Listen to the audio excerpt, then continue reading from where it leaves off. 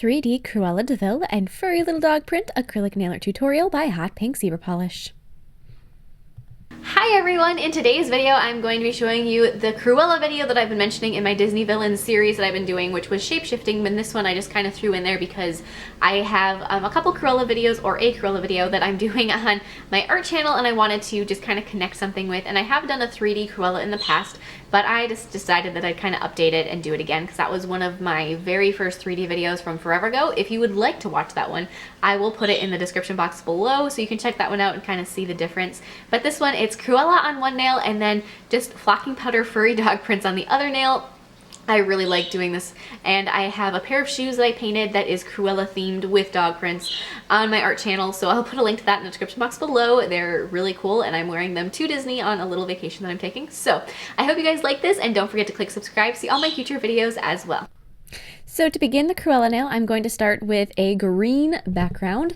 So this is it's kind of a I don't know, not quite as brown tone as an olive, but it's not like a lime green. It's kind of more of a muted earthy green.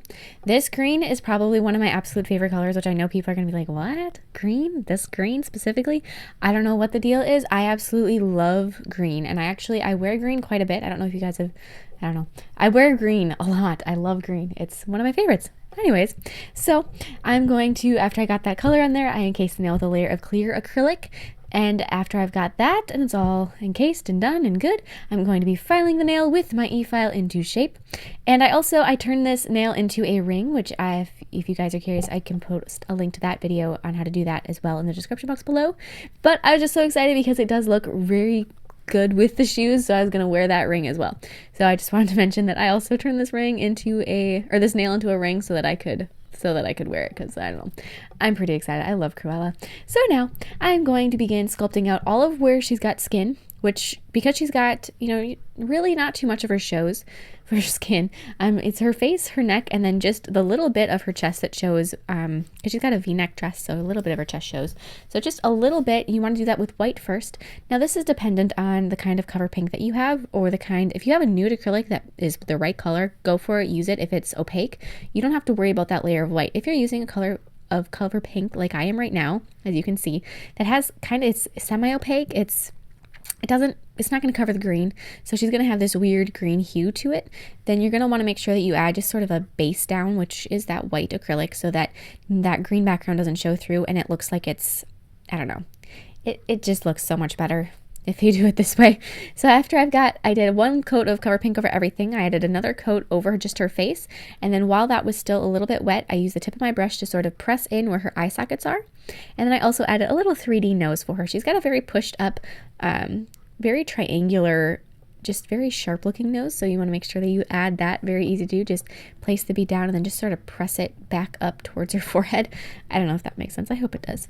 And then with black acrylic, I'm going to be sculpting her little itty bitty dress. Like I said, though, not really too much of it shows on this. It's a pretty small nail. Just enough shows that you can really see Miss DeVille. So now I'm using a color that's it's actually supposed to, I think it's called Mint Hint, but it's a semi-sheer acrylic. It's just kind of sparkly and it's so close to white. I usually use it in my off-white scenarios, but that's the color that I used for her coat. So I started with the side of her coat that is on the white side of her hair. So I did that little bit of coat, and then I'm doing her hair. So I'm just gonna, I know it's kind of, going back and forth, but because of the way her head is turned, you have to do it in these layers. So you have to do her hair, her white side of her hair before her black side of her hair, because the black side of her hair covers up a little bit of the white side of her hair, and you have to do the coat on the white side before the hair because the hair overlaps the coat, and you have to do the hair on the black side first because the coat overlaps the hair. So you have to kind of do it in these weird little steps. So now that I've got her black hair just kind of started on the other side, I'm going to go through and just add that coat like I said, same color, that same Mint Hint, just very. And with this, I use actually pretty dense beads, so I took the liquid out of the back of my brush for the coat, and I just kind of left them very poofy. I didn't press out those beads too much. She's got a very plush coat, so you want it to look still like it's got some thickness and some warmth to it, like it's a really fluffy a really fluffy little animal she just murdered to get that coat.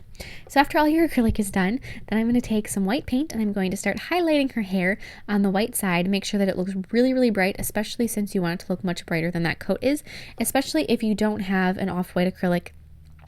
You either want to, with your painting, make the coat look a little bit beiger or make her hair look a little bit whiter. So just kind of use, depending on the white acrylic, you have some white acrylics are just so bright white. It's like a toothpaste commercial that you don't have to. You're painting white on top of it's not going to do anything. So just, use your discretion as to how to differentiate between the white of her hair, which you want to look brighter, and the white of her coat, which you want to look a little bit more, I don't want to say dingy, but a little bit more, I don't know, earthy.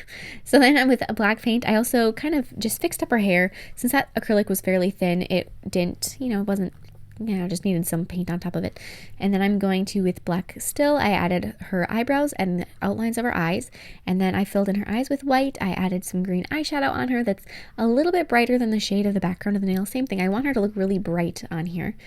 And then with some brown, I just added a little bit under her nose just to kind of make sure that that was easily visible, and then paint her lips and her teeth. So I started with her lips, which is basically, the little mouth outline, with red, and then I'm going to just add a little hint of black on the corners of her mouth because her smile is wider than her teeth are, so you can kind of see back in, like down the sides of her gum some. So she's got the little black areas on the side of her mouth, and then do a couple little black outlines here and there on her coat, and then with charcoal paint, so not as black as everything else, so with a little bit more of a gray, I added some spots on her coat, and then apply a layer of gel sealer over the background and matte top coat over Miss DeVille.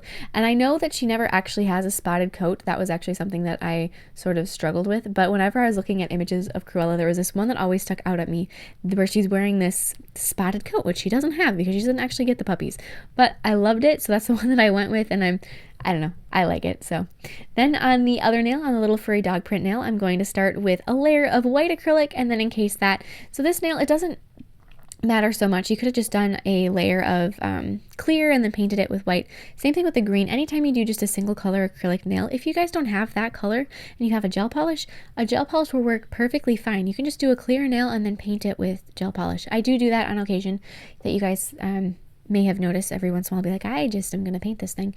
And you can do that as well. I like the look of having the acrylic, but especially with this one where you're covering it up entirely, it really doesn't matter. So you don't have to really do that if you don't want to. But then after you've got all of your nail filed and shaped, apply a layer of gel sealer and then press some white flocking powder over the entire nail. Tap off the excess, but don't brush it off quite yet. Just tap it off, cure it, then brush it off so that you want to make sure that it's cured before you try to brush it off. You're just going to slide it around and it's going to make a mess. And then very carefully with your gel sealer, paint the shape of your little puppy print. So I kind of dabbed on some gel sealer and then I spread it out with a little brush to kind of make the shape of the pad of the foot. And then for the little toe pads, I just did that with the brush. I figured, it's kind of a rough estimate anyways, so I thought it was close enough. And then grab black flocking powder and press it over that area. Tap off the extra, but bear in mind you're probably not going to get too much off at this point, so it's going to look really blobbish. Cure that again. I actually double cured it that time just to make sure. And then I'm going to be brushing off the extra again, and as you can see, all that stuck was where that gel sealer was in that little puppy print. It's not an exact process. Painting over the flocking powder is a little iffy at best, so you get a rough little puppy print, but I loved it, and I liked it better. I went back and forth whether I wanted to do spots like the dogs or a puppy print. I like the dog print. So I hope you guys like it too, and please share your recreations with me on Facebook or Instagram, and I will see you in my next video. Bye!